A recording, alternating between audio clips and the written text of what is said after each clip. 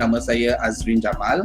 Saya telah berkecimpung dalam pekerjaan sekarang ni sebagai recruiter dah 5 tahun dah. Okay. Saya sebelum ni pun pernah attach dengan one of the job portal yang terbesar dekat Malaysia ni, iaitu Jobstreet.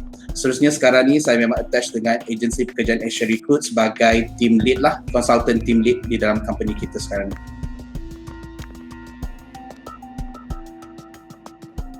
So daripada segi penipuan pekerjaan, yang saya boleh kongsikan sedikit adalah kita tidak memohon suatu pekerjaan tersebut tapi kita dah dapat offer. Ini sangat pelik lah, tapi banyak berlaku kat luar sana di mana calon tu dia tak ada pun buat panggilan ataupun tak ada pun apply untuk satu position tu, tapi kita tiba-tiba dapat panggilan cakap awak telah diterima bekerja. Itu antara salah satu penipuan yang kita nampak kat luar sana.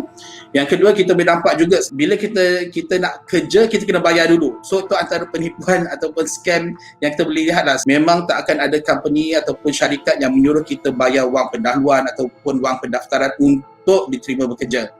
Dan antaranya lagi yang saya boleh cakap, dia menggunakan akaun pekerja ataupun akaun peribadi, akaun bank peribadi dijadikan sebagai transaksi. Benda ni pernah berlaku dekat salah seorang orang yang saya kenal juga. Malangnya beliau telah disiasat di bawah AMLA lah, anti-money laundering, sebab telah menyerahkan akaun dia sebagai transaksi untuk duit keluar masuk. Okey, lagi satu yang saya boleh cakap adalah kita pohon jawatan lain. Contohnya kita pohon jawatan kerja sebagai front office dekat hotel kan. Tapi bila sampai sana kena suruh jadi pekebun. So ini benda-benda yang kita kena berhati-hati sebelum kita hendak menerima suatu pekerjaan lah.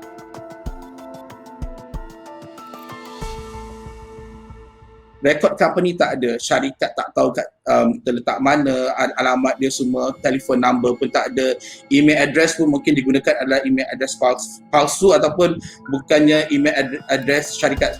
Biasanya kalau email address syarikat dia ada domain dia sendiri kan. Sangat mustahil company yang okey ataupun company yang berdaftar tak ada dalam rekod carian dalam sesawang ataupun bila kita Google tak ada information pasal company itulah. Ini pun salah satu benda yang pelik tapi berlaku dekat luar sana. Banyak juga sebenarnya yang calon-calon mendapat pekerjaan tanpa dia pergi temuduga. Sangat-sangat tak profesional ataupun mencurigakan sesuatu company yang tidak menjalankan proses interview secara talian, atas talian ataupun secara bersemuka. Tak silap saya tahun lepas bulan Jun, ramai orang ditipu dan ditawarkan gaji yang sangat tinggi untuk bekerja. Melalui kajian tersebut ada 21 kes pada tahun 2019 yang melibatkan kita punya calon-calon ni ditipu dan ditawarkan dengan gaji yang tinggi tapi sebenarnya tak berlaku macam tu. So sekarang ni kita kena ingat, kita pun banyak juga platform-platform yang kita tahu di mana tangga gaji average berapa. Contohnya fresh graduate tiba-tiba dapat offer 9,000, 5,000, 8,000. Dekat situ pun kita dah tahu ada sesuatu yang mencurigakan sebenarnya di dalam offer tersebut lah. Skop kerja yang tidak jelas juga adalah salah satu kriteria sebenarnya yang menunjukkan pekerjaan itu adalah job scammer lah orang panggil. Biasanya kalau company yang profesional dia akan terangkan apakah job scope yang kita kena buat dan juga apakah job requirement.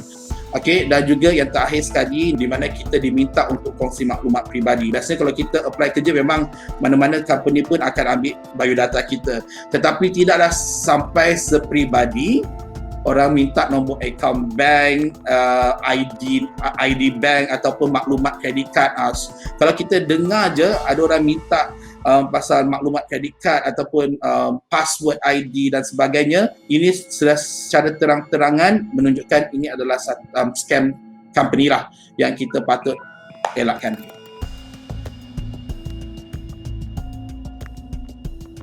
Banyak job portal dekat luar sana yang kita tahu sangat reliable. Kita juga kena berhati-hati sebab tak mustahil sebenarnya. Scammer ni sangat-sangat pintar.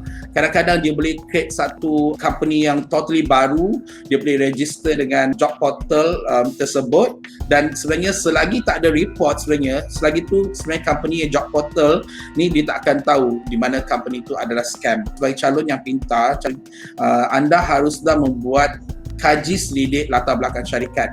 bukan setakat iklan dekat job portal saja yang ada, tapi kadang-kadang dekat Facebook, dekat Twitter ataupun dekat laman sesawang social media yang lain pun banyak sebenarnya orang advertise pasal pekerjaan ni. Dan jangan simply apply. Saya tahu kadang-kadang dalam musim sekarang, musim pandemik ni, ramai orang terlalu desperate dengan kerja. Untuk kita mengelakkan benda-benda ni, kita harus membuat kajian untuk mengelakkan kita daripada ditipu. Ada juga syarikat-syarikat yang menawarkan training first kan, training, tapi dia tak membuat pembayaran. Maksudnya itu memang menunjukkan company itu adalah scammer lah.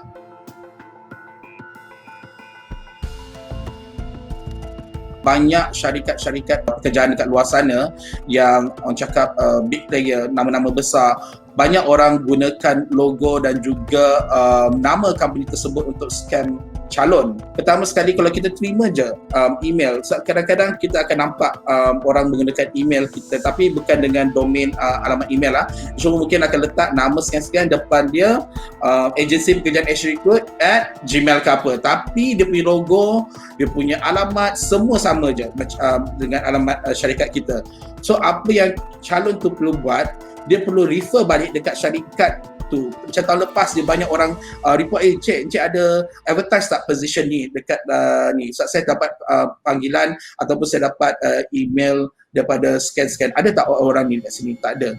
Banyak scammer kat luar sana berani sebenarnya menggunakan logo ataupun nama syarikat recruitment untuk membuat kerja-kerja orang lah. Yang kedua, you boleh search dekat internet, pergi dekat JTK license, pergi dekat bahagian agensi pekerjaan. Dekat situ anda boleh tengok adakah agensi tersebut berdaftar ataupun tak. Dan juga kita pun boleh check juga dekat Suruhanjaya Syarikat Malaysia sama ada company tu adalah legit ataupun tak benda tu. Kita boleh buat report dekat Kementerian Sumber Manusia. You boleh pergi dekat Kementerian Sumber Manusia punya hotline 0388892359 ataupun pergi website dorang mohr.spab.gov.my. Terakhir sekali, kalau benda ni dah melibatkan wang ringgit ataupun ancaman nyawa, tolong buat report sesegera yang mungkin ke balai polis yang berdekatan lah.